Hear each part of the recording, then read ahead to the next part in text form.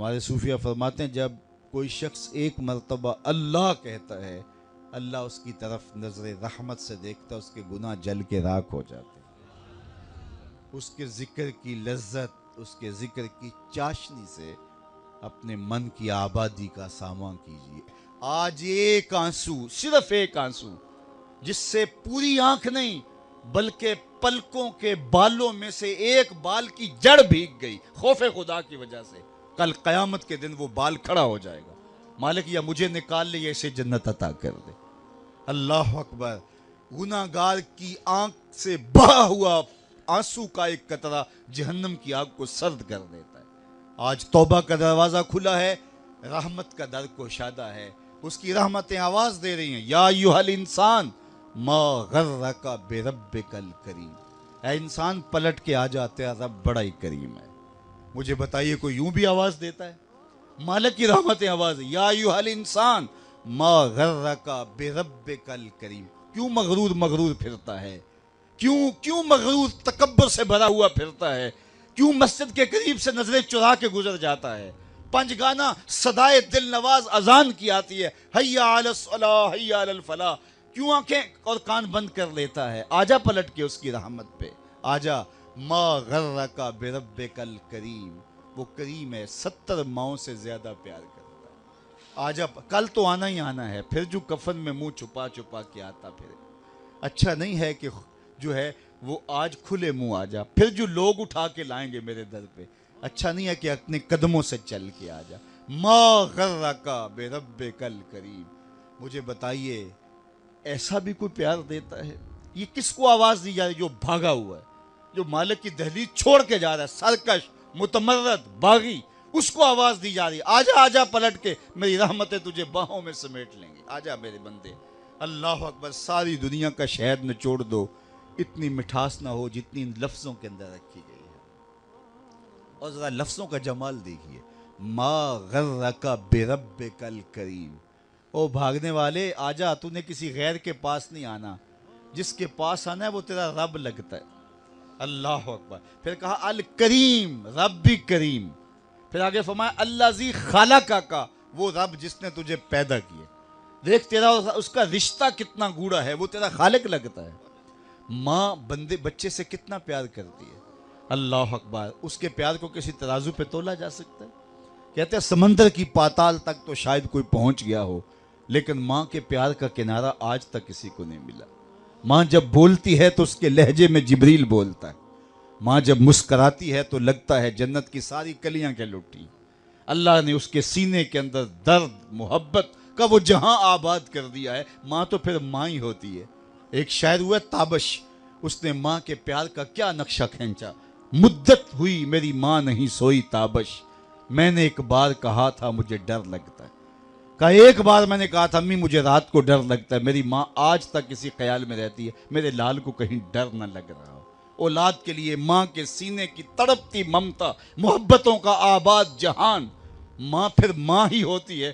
ماں کی پھر ممتا ہی عجیب کائنات ہے، اور وہ بیٹے کے لیے دکھ جھیل لیتی ہے، اولاد کی تربیت کے لیے، تعلیم کے لیے، پیٹ پالنے کے لیے اپنا پیٹ کاٹ لیتی ہے۔ کسی کے گھر کے برتن مانجنے پڑیں تو ماں اس سے بھی گریز نہیں کرتی، کسی کے گھر کے گندے کپڑے دھونے پڑے تو اولاد کے لیے ماں یہ بھی گوارا کر لیتی ہے، لوگوں کے گھروں کی غلامیاں قبول کر لیتی ہے۔ شہر میں آ کر پڑھنے والوں بھول گئے ہو کس کی ماں نے کتنا زیور بیچا ہے۔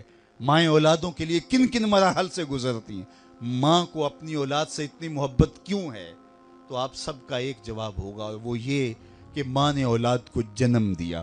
میرے بس ایک جملے کو سن لیں اور اس پہ تقریر اور گفتگو ختم بھی کر دوں تو میرا آنا با مقصد ہوا۔ ماں اتنا پیار اولاد سے اس لیے کرتی ہے کہ ماں نے اولاد کو جنم دیا ہے۔ یار جس نے جنم دیا ہے وہ اتنا پیار کرتی ہے، جس نے خلق کیا ہے وہ کتنا پیار کرتا ہے۔ یہ جنم دینے والی کا پیار ہے کہ کوئی ٹھکانہ نہیں، تو جس نے خلق کیا ہے، ماں نے تخلیق نہیں کیا، جنم دیے، تو جو خود خالق ہے اس کا پھر کتنا گوڑا پیار ہوگا۔ 70 ماؤں کا زندگی بھر کا پیار ایک طرف اور مالک کی ایک نگاہ ایک طرف۔ تو ماں کی گود چھوڑ کے بچہ بھاگ جائے تو ماں کہتے ہیں پتر آجا، اتنی ٹھنڈی چھاؤں کہیں نہیں ملے گی۔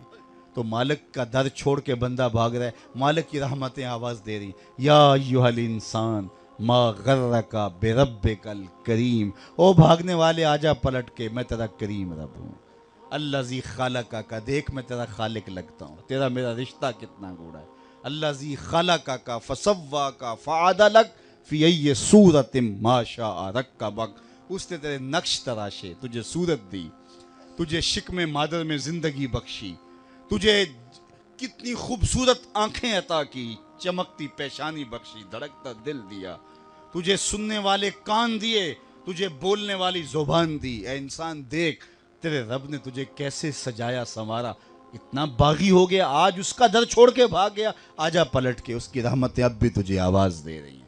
اور جب بندہ اس کی دہلیز پہ پلٹ کے آتا ہے، کوئی کسی نے جرم کیا ہو تو وہ اس کا سامنا کرتے ہوئے شرمندگی محسوس کرتا ہے، اور اگر سامنا وہ کر بھی لے تو وہ 100 مرتبہ جتلائے گا کہ تو نے میرے سے زیادتی کی، لیکن مالک کتنا کریم ہے، جب کوئی شخص گناہوں کے بعد پلٹ کے اس کی دہلیز پہ آتا ہے، نہ صرف وہ معاف کرتا ہے بلکہ پچھلے گناہوں کو بدل کے نیکیوں میں تبدیل کر دیتا ہے۔ جتنا بڑا گناہگار اتنا بڑا نیکوکار بن گیا۔ حضرت عمر گزر رہے ہیں اور ہاتھ میں کوڑا رکھتے تھے، فوراً سزا دیتے، ایک شرابی نے ہاتھ میں بوتل پکڑی اور یوں ہی موڑ کاٹا تو آگے حضرت عمر آ رہے تھے، ڈر گیا، دل میں سچی توبہ کی، مالک آج عمر کے قہر سے بچا لے، آج کے بعد شراب نہیں پیوں گا، اور جلدی سے بوتل کو، شراب کی بوتل کو بغل میں چھپا لیا۔ حضرت عمر نے دیکھ لیا تھا، موقع پہ پہنچ گئے، کڑک کے کہا یہ تیرے بغل میں کیا ہے؟ تو ڈرتا ہوا کہنے لگا حضور یہ سرکہ ہے، اب تھی تو شراب، کہا سرکہ ہے، پھر حضرت عمر نے کڑک کے کہا نکال، اللہ اکبر، دل میں کہہ رہا مالک آج عمر سے بچا لے، تو جو ہی جب نکالا تو دیکھا وہ واقعی سرکہ بن چکا تھا۔ جو خدا شراب کو بدل کے سرکے میں تبدیل کرنے پہ جو ہے وہ قادر ہے، وہ ہمارے گناہوں کو بدل کے نیکیوں میں تبدیل کرنے میں پہ قادر ہے۔ سرے محبت میں اور آپ اپنی زندگی کو اللہ اور اس کے رسول کے نام لگائیں، اور اپنی ایک ایک ساعت کو اللہ اس کے رسول کے نام، آج موقع ہے، آج فرصت ہے، کل کا پچھتاوا سوائے رسوائی کے، ذلت کے ہاتھ ملنے کے اور کچھ نہیں ہوگا۔ اللہ آپ کو سلامت رکھے۔ ماؤں سے زیادہ پیار کرنے والا رب، 70 ماؤں کا زندگی بھر کا پیار ایک طرف اور مالک کی ایک نگاہ ایک طرف۔ اللہ اکبر، کتنے کتنے نکمے اور کتنے کتنے سرکش، متکبر اور کتنے کتنے بدکار، لیکن اللہ ان کا رزق نہیں روکتا، ان کا پانی نہیں روکتا، ان کی آکسیجن نہیں روکتا۔ وہ اگر چاہے کہ میں ان کو مجبور کر دوں تو 1 سیکنڈ بھی نہ کوئی نکال سکے۔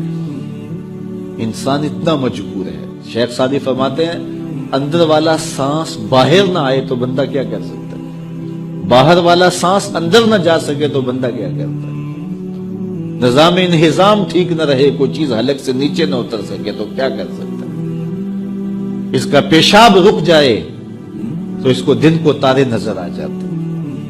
انسان تو ہے کیا، تجھے ناز کس بات پہ ہے؟ ما غرک بربک الکریم، تجھے کس چیز نے مغرور کیا ہے؟ تیرے پاس ہے کیا؟ دولت، حسن، جوانی، اقتدار، صحت، وہ چیز تو بتا کہ جس پہ تجھے ناز ہے۔ اس کی توفیق کے بغیر تو ایک قدم نہیں چل سکتا، تو سانس نہیں لے سکتا، تو پھر ناز کس بات پہ، غرور کس بات پہ؟